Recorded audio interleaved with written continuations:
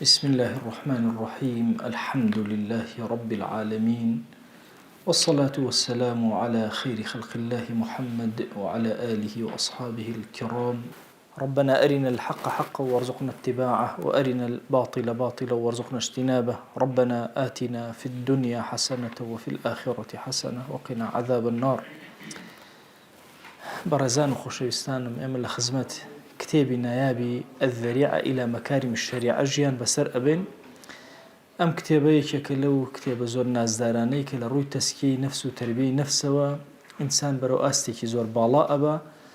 هربو يجي إمام غزالي لسفر وحضرة لكاتي نخوشي وغيري نخوشي هميشا أم كتابي بيبوه إمام راغبي أصفهاني وستي مروف بان پێ بناسێنێت چونکە فەرمووی هەر کەسێ مرۆڤی بەباشی ناسی ئەوە خواش بەباشی ئەناسێ بۆیە هات پێناسێکی مرۆڤی بۆ کردین ئایا مرۆڤ لە ڕووی مادیەوە چییە لە ڕووی معنەویەوە چییە پەیوەندەکانی نێوان مادە و معنا چییە پەیوەندەکانی نێوان معنەویەت لەناو ئینسانات چییە ئینجا ئینسان بەهۆی چییەوە خوای گەورە ئەم فەضیلەتەی داوەتێ و چ شتێکی پێیە کە بەسەر هەموو ئاژەڵەکانە خوای گەورە زاڵی کردو بەسەر هەر هەمویانە و بە چ شتێک ئەم ئینسانە ئەم فەضیلەت و گەورەی دەستگیر بووە و ئەبێت چی بکە لەسەر زەویە ئەمڕۆ باسی ئەومان بۆ ئەکا ئەفەرمێ کەون الئینسانی بین البەهیمەة والمەلەک ئینسان لە نێوان دوو شتە بەشێکی شەهەوانی هەیە کە وەکو ئاژەڵەکان ئەو هایە و بەشێکی معنەویشی هەیە وەکو مەلائیکە و مەلەک ئەو هایە لا بەشە بەهیمەکەیە ئینسان کۆمەڵێ صفاتی مادی شەهەوانی لە ئینسانە خوای گەورە خەڵقی کردووە لە بەشە معنەویەکەشا کۆمەڵێ صفاتی زۆر بەرزی مەلەکی و مەلائیکی تیا خەلق کردووە ئەگەر گرنگی بە بابەتە مەلەکیەکان بدا بەرەو ئاستێکی باڵا ئەڕوە گرنگی بە بەهیمەکان بدا بەرەو خوارەوەیەتەوە ئەفەرمێ لەبەرەوەی ئینسان تەرکیب کراوە پێکهاتەیەکە لە نێوان مەلائیکەت و بەهیمە و ئاژەڵەکانە ئەگەر شەهەواتی بەدەنی خۆی گرنگی پێ بدا وەکو ئاژەڵەکانی لێدێ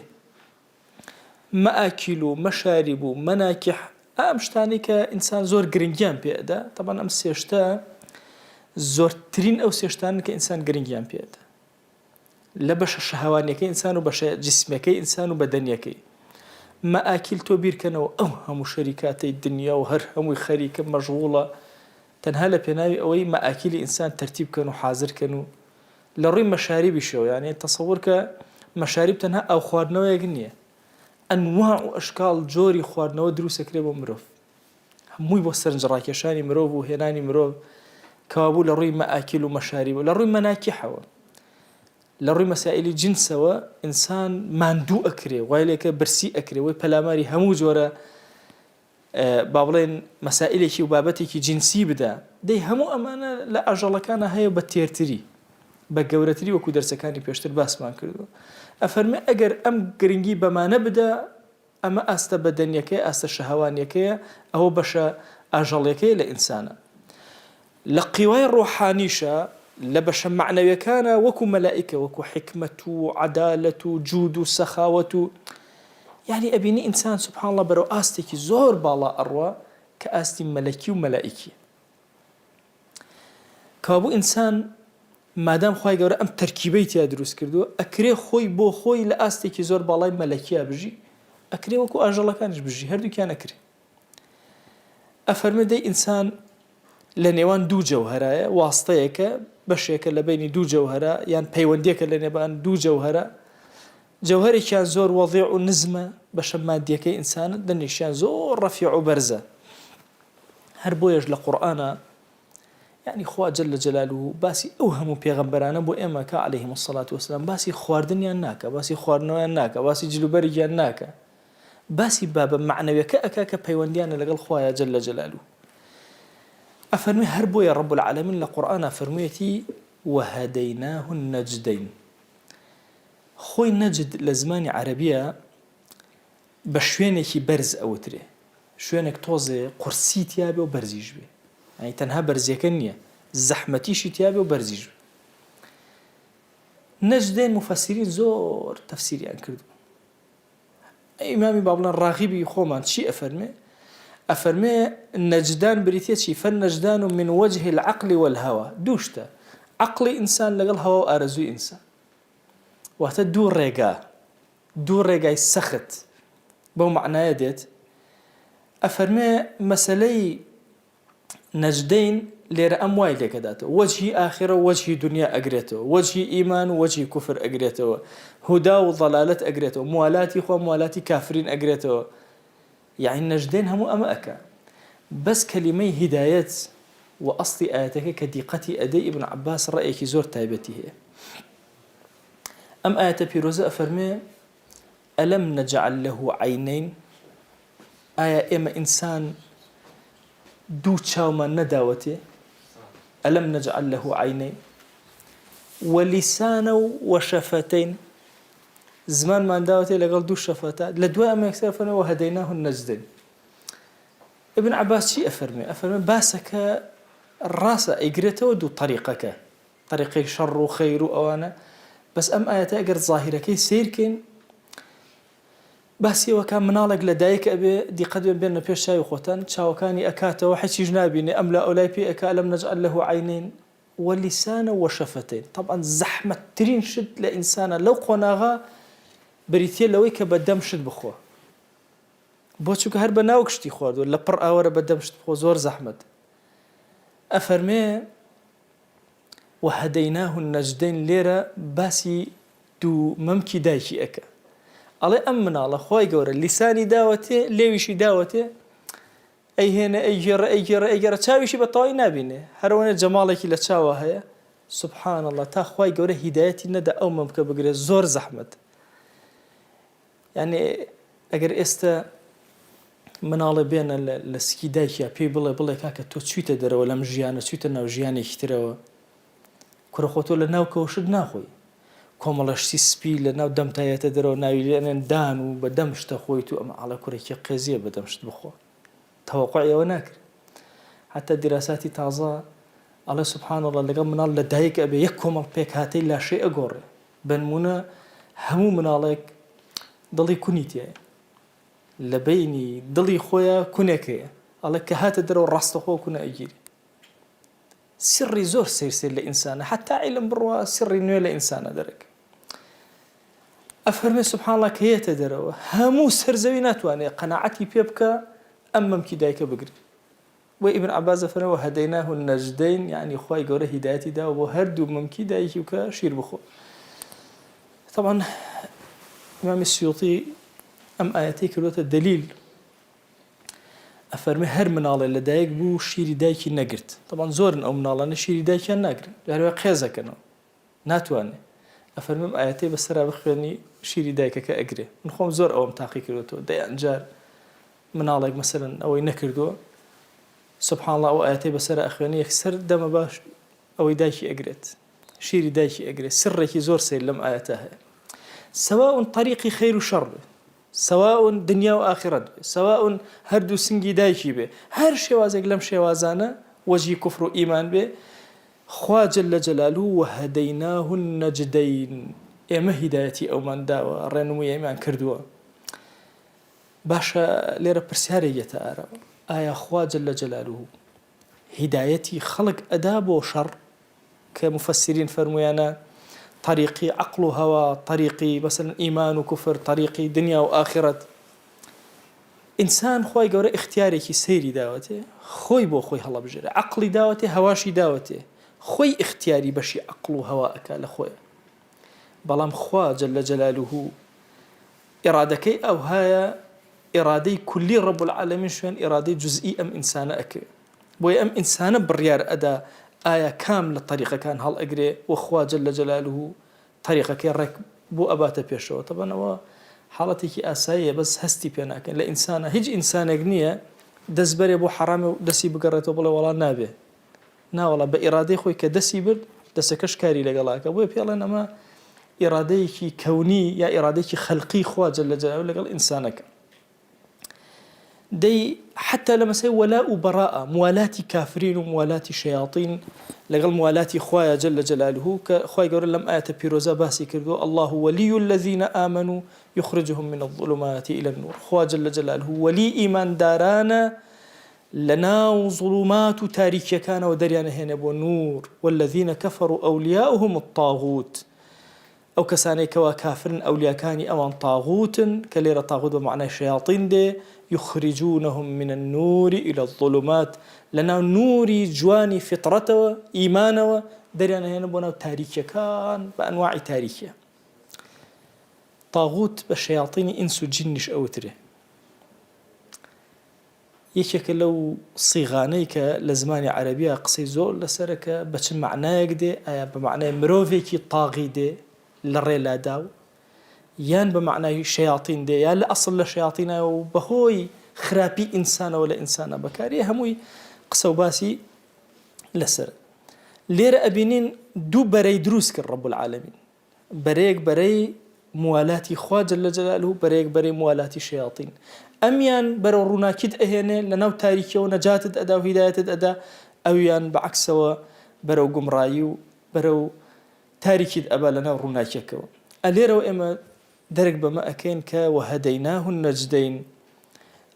لێرە هیدایەتەکەی خوا جەل جەلالوه لە بابی مقابلەیە لە قورئانە زۆر ئەم بابە هاتووە ئەفەرمێ ومەکەڕوا ومەکەڕ الله ئەوان فێڵەکەن و خوش فێڵیان لێ ئەکا خوا جەل جەلالوه پێویستی بەوە نییە فێڵە عەبدەکان کە پێوتێ بابی مقابلە هەمان کەلیمە بەکارهێنیتەوە بۆ ئەمیتر كأنما خوا جل جلاله هدايتي خير داون شياطينش لم لو سرگردانيان أكن بلام خوا جل جلاله هردوكي بكلمة هداية بكارهن زور أوانيك لباب مقابلة على قرآني بيروزادو يخادعون الله وهو خادعهم أوان في الله خوا أكن وخدع أكن خواش خدعيان ليك أوانية تفسيرك يعني خوا جل جلاله أوان خدع أكن خوا بتيان بوش الأكاتو أيان قريت بوش وازا أوان برو خوا برو هدايتيان هنا أمان كافران وبيدينان برو كيان أبن برو ظلماتيان أبن أفرمي لروي نور وظلمته كلا قرآن باس كراوة يعني فضيلة ونقيصة بشي باش وبشي خراب جيان ومردن كات أفرمي أو من كان ميتا فأحييناه لقرآن شان كس هي مردو خوا جل جلاله أفرمي مزن دومان كردوته أو من كان ميتا فأحييناه شيء ميت لقرآن بيروزا دوشت من هي الدلالة مردن أكا ميت ميت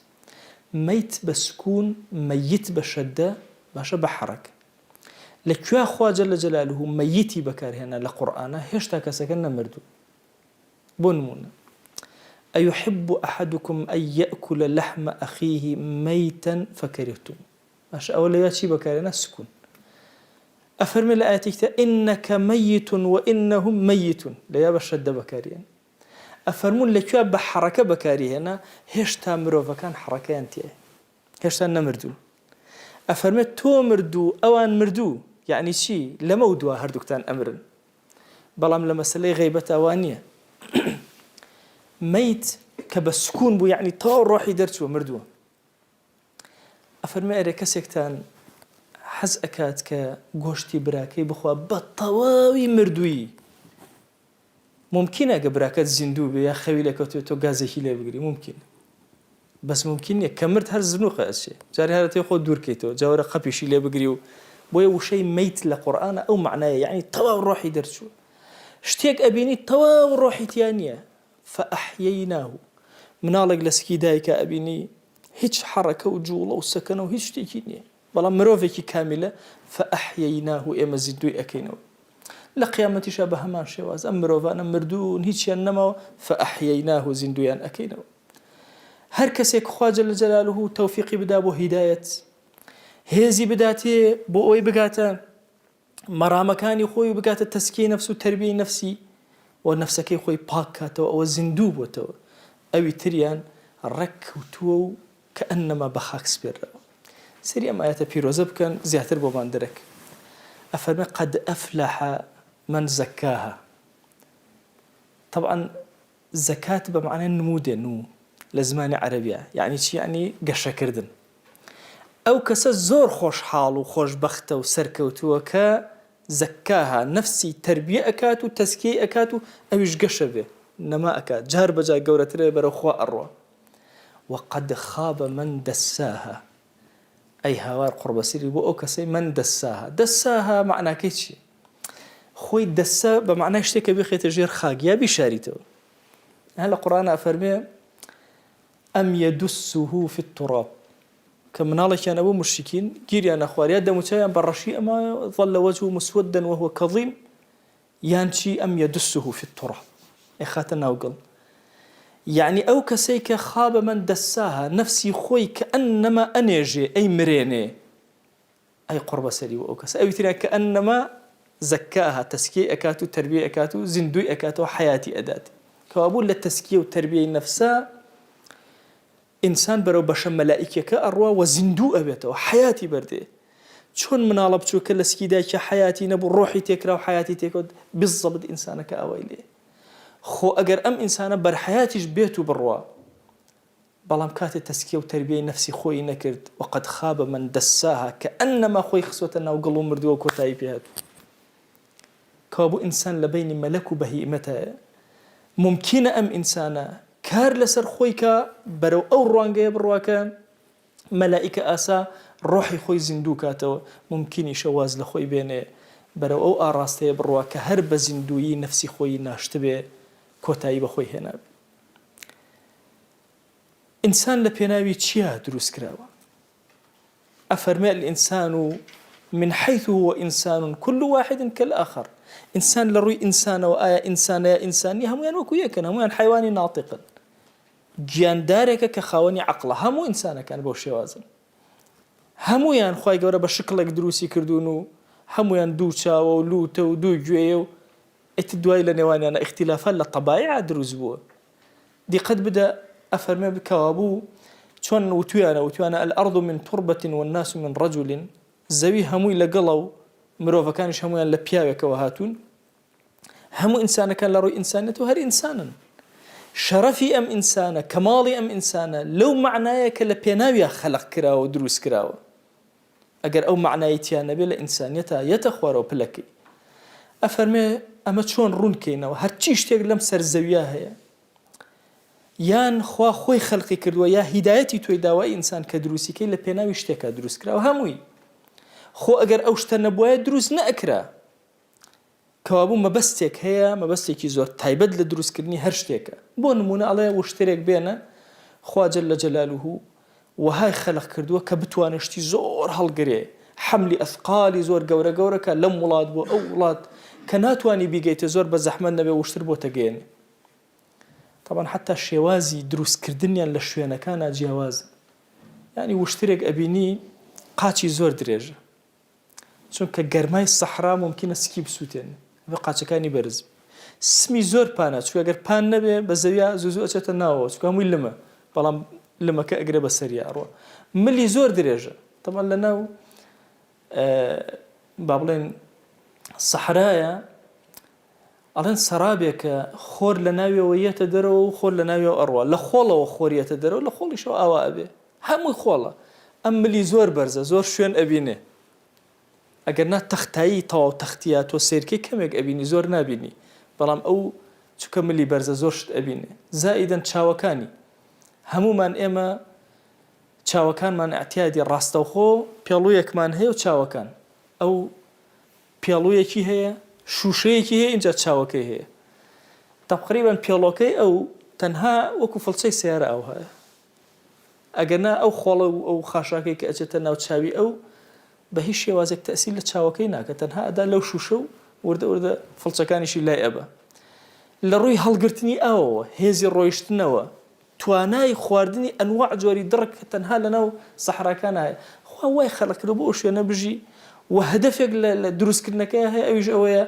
حملی ئەثقال بۆ ئینسان کە شتە قورسەکان بۆ ئینسان هەڵگرێ فەڕەسێک ئەسپێک ئەبینی خوا جل جلاله وای خەڵق کردو ئەم ئینسانە بەکاری بێنێ وەکو تەیر پێ بفڕێ بۆ شکوێی ئەوێ بڕوە مشارێک کە ئینسان خوا عەقڵی داوەتێ دروستی کە ئەزانین بۆ ئەوە دەرگایەک مێزێک پەنجەرەیە شتێکی پێ دروستکە ئەفەرمێ هەمووی هەدەفێک هەیە دەرگا هەدەفێک تیا هەیە بۆی ئەم ماڵە پارێزراوکە دەی ئینسان ئەو شتانەی کە تایبەتی ئینسان لە پێناویان دروستکراوە لە سێشت تەجاوز ناکە. لە قورئانی پیرۆزە ئینسان لە پێناوی چیا دروستکراوە؟ سێشت. یەکەمیان عیمارەة الأرض المەذکورە، خوا جەل جەلالوهو لە پێناوی زیندوکردنەوەی زەوی، تعمیری زەویە ئەم ئینسانی خەلق کردووە. ئەفەرمێ وەستەعمەرەکم فیها، یعنی جعلكم عمارا تسكنون بها، ئێوەم کردوتە عمار لەسەر زەویە، تعمیراتی سەر زەوی کەن تاوەکو تێیە بژین. سبحان الله، ئینسان جاری وایە ماڵ ئەکاتەوە، جاری وایە بێزارە بێ لە ماڵ دروستکردن. تەسەوور کە ئەم ماڵی کە دروستی ئەکەیتەوە، تعمیری سەر زەوی ئەکەیتەوە، هەر زەمانەی بە زەمانێ.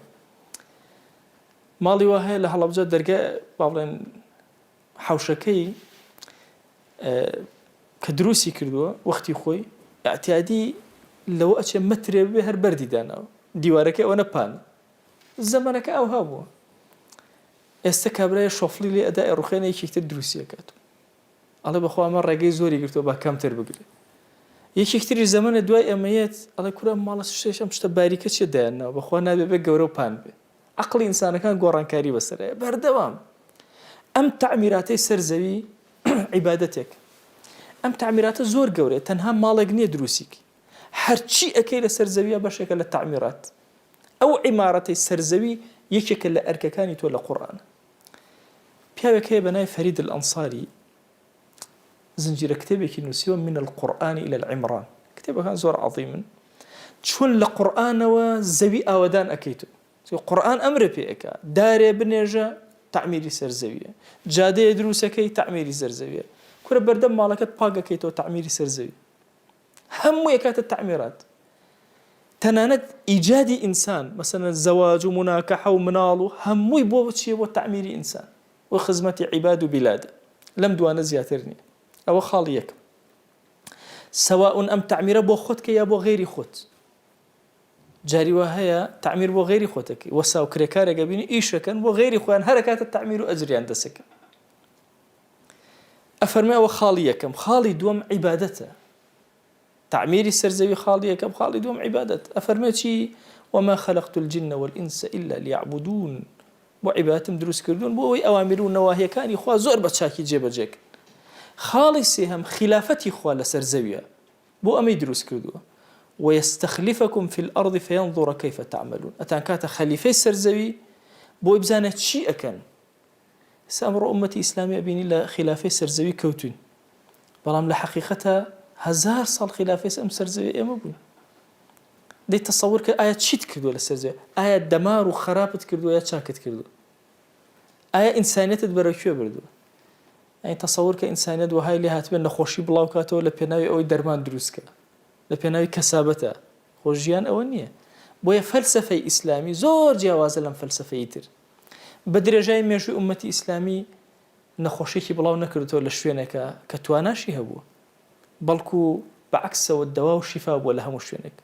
دەوەرە حیاتی مەسیحیەکان و منەظەمەی ئیخوان بخوێنەرەوە، زۆری تر لەمانەی کە دروست کرا لەلایەن مەسیحیەکانەوە، یەکێک لە هەدەفە زۆر سەرەکیەکانیان خاچپەرستەکان بریتی بوو لەوێ نەخۆشیان لەناو موسڵمانە بڵاو کرد. دەبزانن لە هەموو مێژووی ئیسلامیە شتێکی وا ئەبین، لە هەموو مێژووی ئیسلامیە شوێنی تەعزیبی مرۆڤ ئەدۆزیتەوە، ناتۆزیتەوە. ئەو هەموو توڕاتە ئیسلامی ماوە نییە. بۆ چونکە فەلسەفەکەی تۆ ئەمەیە، خلافەی خوا لەسەر زەویە، فەینظر کەیف تعملون، خوا جەل جەلالوهو بە عەزەمەتی خۆی سیرتانەکە بزانێت چۆن خلافەتێکی ئەوکەن، چۆن تعمیرێکی سەر زەویەکەن و چۆن عیبادەتی ئەکەن. زۆرن لەم ئاەتانە کەوابوو ئینسان لەسەر زەویە کە ئەڵێن خەلیفەی خوایە، ڕەئی ڕاغب ئاوایە، ئەڵێ ئەبێ ئیقتیداکە بە خواوە جەل جەلالوهو. چەندێک لە تاقەی بەشەرایە لە سیاسەتکردن بۆی مەکاریمی شەریعە و ئەخلاقی بەرز لە خۆیە دروستکە، لە دەوروبەر و کۆمەڵگا، لە سوڵتان و سیاسەتە، ئەبێ کار لەسەر ئەمەکە. ئەمە بریتە لە کارەکەی ئەو کە لە قورئانە بەیان کراوە، باس کراوە. واتە ئەبێ تعمیری سەر زەویکە، ئەبێ عەبدایەتێکی صادقانەی خوا بکە، ئەبێ خەلیفەی خوا بێ لەسەر زەویە بزانێت چی ئەکە. دەی مەکاریمی شەریعەت ئەفەرمێ بریتە لە حکمەت و دانایەتی، بریتە لە دادگەری لە نێوان خەڵکە، بریتە لە حلم و لە سەرخۆیی، بریتە لە ئیحسان و چاکە، بریتە لەمانە. ئەی باشە بۆچی ئەمانە بکە ئینسان؟ مەقسەدەکەی چیە لەسەر زەویە ئەم تعمیراتە جوانە بکە؟ بریتە لەوەی کە ئەن تەبلوغە ئیلا جەنەتی المەئوە، بچێ بۆ بەهەشتی نەبڕاوە هەتا بۆ ئەوێ وەجیواری رب العزة تعالى وەلەم قڕاوەی ئێرە دەرچێ بەرەو کوێ بەرەو لای خوا جەل جەلاوە بێتە دراوسەی ئەو لە قیامەتەوە لەوێ بێ دەی ئینسان شەرەفەکەی بەوەیە کە ئەو شتێک کە بۆی خەڵق کراوە جێبەجێکە نەک خۆی بەشتی لاوەکیەوە مەشغوڵکە چونکە هەموو شتێک لە شتە لاوەکیەکەی خۆی لایدا ئەچێتە بابێکی ترەوە ئەڵێ بە نمونە ئەڵێ فەرەسێک ئەسپێک بۆ ئەو دانراوە کە تاو بدا و خەریکی فڕین بێ خەریکی هەڵمەت بێ ئەڵێ ئێگەر ئەمەی نەکرد یان شمشێرێک بۆ ئەوە کراوە کە ببڕێ ئیشی خۆی بکە لە جەنگ و جیهادا ئەی ئەگەر هاتوو لەم کارانەی خۆی کەوت ئەگەر شمشێرێک کول بوو وەکو مشاری لێدێ مستەواکەی یەتە خوارەوە لە مستەوای شمشێری یەتە خوارەوە فەرەسێک کە نەیتوانی پەلامار بدا و ڕاکا بە باشی و کەڕ و فەڕکا لەناو دوژمنە وردە یەتە خوارە وای لێ کەلوپەلی سەر لەسەر بارەکە ئیتر کەڵکیەوەی ئەبڕێکە کەسێک سواری بێت و بۆ سوار چاکی بەکاری بێنێ هەر یەکێک لەمانە پلەکەی یەتە خوارەوە دەی ئینسانیش ئەگەر بێت و کارەکەی خۆی جێبەجێ نەکات چۆن شمشێرە کارەکەی خۆی نەکرد کە بڕیدە ئەبێتە مشار بێ کەڵکەوێ یان ئێمە جاری وا هەیە دەرگایەکی زۆر جوان شەق و شڕە بێ ئیتر سوودی نییە ئیتر هیچ ناگەڕێتەوە نە هەوا ئەگەڕێتەوە نە هەوام ئەگەڕێتەوە هیچ جاری وای ئەی سووتێنی خۆتی پێگەر بکەیتەوە چونکە کەڵکی بڕا لە ئیشەکەی خۆی کەوت بالضبط ئینسانیش ئاوایە لە ئیشە سەرێکەکەی خۆی کەوت پلەکەی یەتە خوارەوە نزمە بێتەوە دەی ئینسان ئەگەر بە کەڵکی خلافەی خوانەیە لەسەر زەویە بە کەڵکی عیبادەت نەیە بە کەڵکی عیمارەت نەیە هەدەی بۆ خوا بەهیمەت و ئاژەڵەکان لەم باشترن بۆیە خوا جل جلاله ئەوەی ئەم سێ فەضیلەتەی نەبێ ئەفەرمی ئینهم ئیلا کەلئەنعام بەل هم ئەضەل کورە ئەوانە وەکو ئاژەڵن کورە لە ئاژەڵەکانش خراپتر نزمتر ئولائیکە هم الغافلون چونکە ئەوانە غافڵن دەرک بەمە ناکەن ناتوانن لەم سێ حەقیقەتە تێبگەن ڕاغب ئەوێ چیمان پێ بڵێ بەمانە ئەگەر ئەتەوێ بەرەو پلەی مەلائیکە بڕۆی بەرز بیتە ئیش لەسەر ڕۆحت کەی وەرە ئەم سێکارەی کە هەموو عەقیدەی ئیسلامی بنیادە لەسەر ئەو سێ خاڵە چۆن عیمارەت لەسەر زەویە ئەەکەی و چۆن عەبدایەتی ئەەکەی و چۆن ئەبیتە خەلیفەی خوا جل جلاله کە ئەم سێمانەیە زۆر گەورن ئیشی تۆ لەسەر زەویە ئەمەیە خۆ ئەگەر عەبدایەتێکی ڕاستەقینە لەگەڵ خوایە جل جلاله بکەی والله ئەتوانی تعمیر و عیمارەتی سەرزەویکی ئەتوانی خەلیفایەتی خوا بکەی لەسەر زەویە لەوە ئەچی ئەمڕۆ پرسیارە بێتە ئاراوە کۆتا قسم لە خزمەتانە تۆ بڵێ من ناتوانم خلافەتی خوا لەسەر زەویە جێبەجێکم دەسەڵاتم بەدەست نییە هیچم بەدەست نییە تەسەوورەکەن معنایەک هەیە قاسیرە لە ذهنی گەنج و شەبابە ئەگەر ئێستا بە گەنج بڵێ ئەگەر تۆ حکمی خوا بکەیت چی ئەکەی یەکسەر ئەڵێ یەکێ دزی کرد دەسیە بڕ مێشکی بۆ لای حدود ئەڕوە ئەم شێوازە بیرکردنەوە شێوازی ئەهلی دین نییە کافر وای کردو ئەمە وا بیرکەینەوە بەو شێوازە مامەڵەکەی ئەگەر پێ بڵێ چۆن حکمی خوا کامەیە ئادەی حکمی خوان پێ بڵێ نازانێ بڵێ چی نازانێت چۆن تعبیری کە تەسەوەر کە حکمی خوا جل جلاله و خلافەتی خوا لەسەر زەویە هەر زەمەنەی بە ئەندازی خۆت ئەم زەمەنە لە سیاسەتە تۆ دووری ناتوانانی ئەمەی مسلمان ئەمڕۆ لە جیهانی ئیسلامی لە سیاسەت کراوێتە دەرەوە ئەبێ ئیشکێن بۆ گەڕانەوەی ئەو جۆرە سیاسەتەی کە عەدالەت بەسەر زەویە حتا بەسەر کافرێکا تەسبیت کرد چونکە ئیسلام تەنها ئەوە نییە وما ئەرسەلناکە إلا رحمة للعالمين وخوا ڕەحمەتی پێغەمبەر صلی الله عليه وآله وسلم کافری ژەگرێتەوە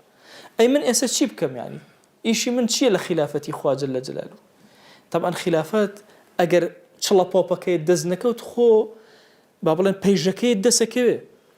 هەر شوێنەی لە قۆناغێکە شوێنی وا هەیە لە قۆناغی سەرەتایە تازە تەسکیەی نەفسەکە شوێنی وا هەیە گەیشتونتە ئەوەی علومی شەرعیان وەرگرتەوە هەنگاو ئەنن لە شوێنێکی تر دەعوە و بانگەواز ئەکەن لە شوێنێکی تر یەن جۆرێکی کەم لە سیاست بەرپا ئەکەن جۆرێکی کەم لە عسکەریەت بەرپا ئەکەن جۆرێکی تر کەوابوو تۆ لە هەنگاو نانای بۆ خلافە بۆیە ئێمە ئومەتی ئیسلامی لە کار نەکەوتین ئەگەر گیرای لە شوێنەکای بوو بە تاقی تەنها ژوورێکی بچووک توان ئاوەدا نابوتیایە دڵەکەت ئەتوانە فکری خوا بکە ئەگەر مەجای نوێژت هەبوو ئەلحەمدولیلا شوێنەکەم فراوانتر نوێژی تیاکە مەجای خوێندن هەبوو ئەخوێنم مەجای ئەوم هەبوو کە قسە بکەم دوو کەسی ترم لەگەڵا بوو مەجالەکە گەورەتر ئەبێ دە کەسم لەگەڵا بوو مەجالەکە گەورەتر ئەبێ توانیم مەدرسەیە دروستکە مەجالەکە گەورەتر ئەبێ وهەکەدا ئیشەکە بریتێ لە خلافەتی خوا جل جلاله لەسەر زەویە و چۆن مامەڵە ئەەکەی لەسەر ئەم زەویەی خوایە جل جلاله کەوا بوو هەدەفی سەرەکی ئێمە بۆ بوون یا بەرزبوونەوە بەرەو مەلەک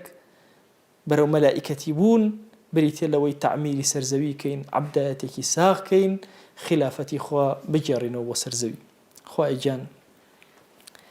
داوا لێ ئەکەین بە ناوی جوانت بە صیفەتی بەرزت بە ئیسمی عەظەمت دەرگاکانی خێر بەسەرمانە بکەرەوە یا ئەکرەم الئەکرەمین خوای گیان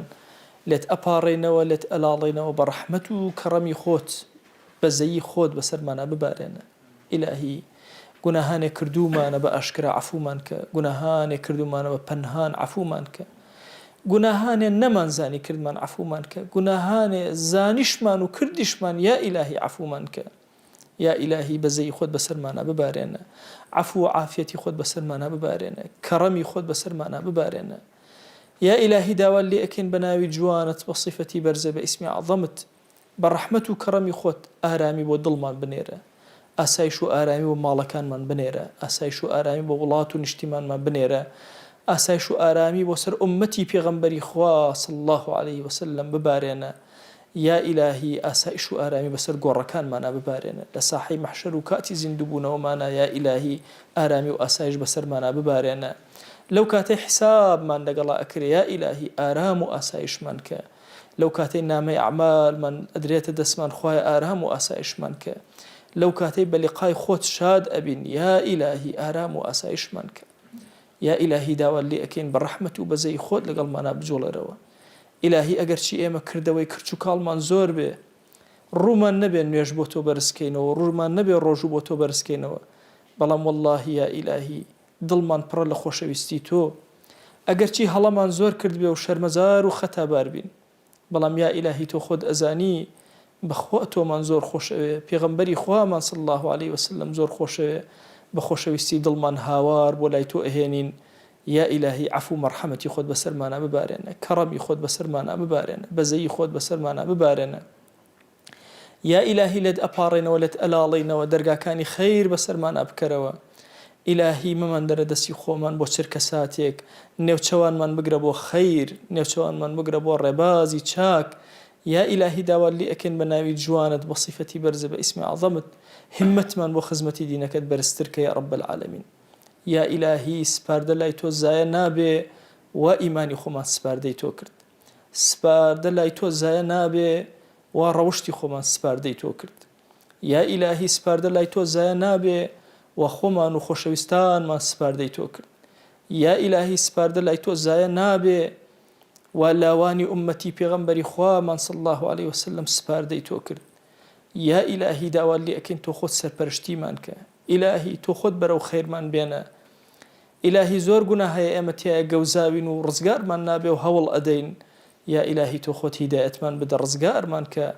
لەم فەساد و خراپەکاریانە دوورمان خەرەوە دامەزراومان کە یا ئەکرەم الئەکرەمین آمين آمين والحمد لله رب العالمين وصلى الله على سيدنا محمد وعلى آله وصحبه وسلم تسليما كثيرا أبدا إلى يوم الدين خواهي قول الله قناهي من يشوء وجبوري وخواهي قول الله ما قبلك وفق بن يا ربي